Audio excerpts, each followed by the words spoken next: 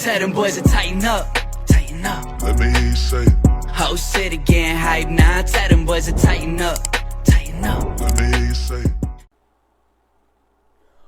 What's good, YouTube? It's your boy Cass here, and we are here to get right in to another episode of the Tennessee Titans Breakdown, where on this episode, we will be running down new offensive coordinator assistant, Tim Kelly.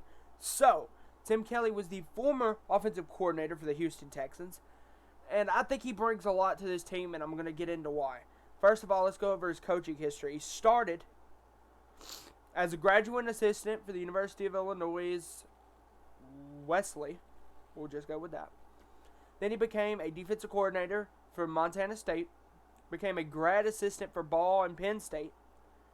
Then started in 2014 working as an offensive quality control for the Houston Texans. Worked for them all the way up to 2021. Then in this past offseason, he signed with the Tennessee Titans. So, with getting in to what he did those, 8 years with the Houston Texans, he put up some very good stats, at least his first couple of years in Houston, as we're going to get into here.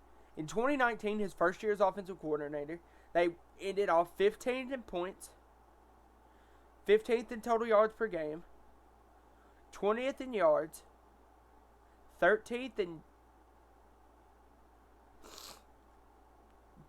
yards, 20th in yards differential, 14th in points, 18th in giveaways versus just They were 18th in giveaways. They were 12th in attempts in rushing. They were 9th in yards for rushing, 10th in touchdowns, 8th for yards per attempt, which is a key focus you got to work on. You see some massive drop-offs in year 2 and year 3. That's because they lost their backs. You got to think 2019, I'm not 100% sure, but let's look up 2019 Houston Texans. Who was on their team in 2019? Houston Texans roster. Just to run this down a little bit to help us out with knowing. Okay, in 2019 they had Clyde Edwards. They had Carlos Hyde, who ran for 1,000 yards and 6 touchdowns. Okay.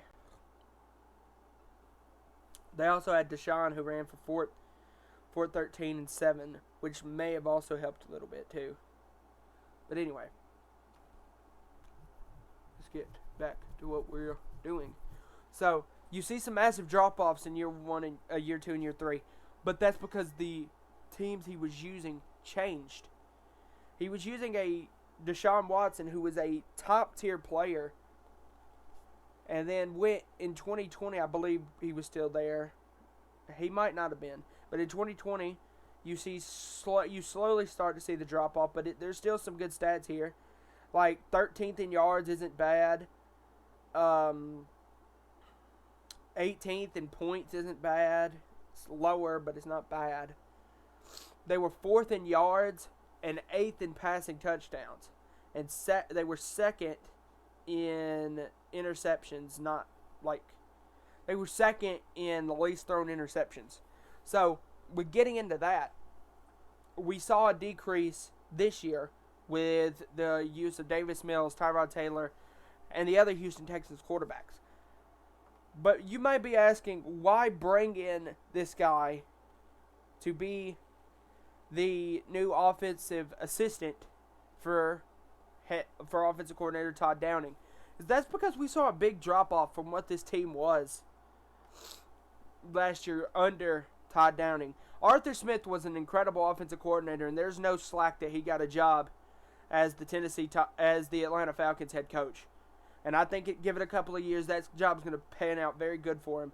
While Downing was an in-house guy, Tennessee didn't want to go out and get somebody that didn't know the system that they were trying to run. He was an in-house guy, had coached the tight ends from 2019 to 2020. Their 21 touchdowns tied for the 3rd highest in the NFL along tight end groups between those 2 seasons. So they felt like Downing was very qualified for the role, and I still think he can be. I just think he needs minds around him that can get him to where he needs to be. He needs to understand that there's certain plays that need to be called at certain times, and he needs to understand more about play calling. And that's where I think you get a guy that has almost 8 years of experience on the offensive side of the ball. I feel like that's massive when doing that. See, he was only a tight ends coach for 2 years. They gave him a head coaching offensive coordinator job. While Tim Kelly was an offensive control, and then he was offensive control and assistant O-line. Then he coached tight ends, then offensive coordinator, and now he's the passing game coordinator for the Tennessee Titans. So with that, maybe there was a disconnect between Ryan Tannehill and Todd Downing, which is why they would have brought in a passing game coordinator. But with this offense that we have, this explosive offense that I'm hoping that we have, with a pristine route runner like Kyle Phillips, if anybody's seen his OTAs, there is no doubt in my mind that Kyle Phillips is going to be a good player for us. He might not be a superstar, but that dude's going to be good because I think he's maybe the best route runner we have on our team, bar none. Then you have a guy that's improved tremendously from last season in Des Fitzpatrick. You have a guy that you're hoping is going to do really good in Traylon Burks. You have a guy that took a massive step in 2021 in Nick Westbrook-Akina. You have a guy that's coming off an ACL tear, but probably is the best blocking wide receiver in the entire National Football League. You have a guy like a Reggie Robertson Jr., I believe, that is out of SMU. Got it correct? Who is a absolute speed demon who they're going to use as an undrafted free agent. Then you got guys like Austin Hooper, Jeff Swaim, and Chigakonkwo. With Chigakonkwo, though, you could do the things that he did with much more athletic tight ends in Houston, like a J.J. Watt when he played J.J. Watt at tight end.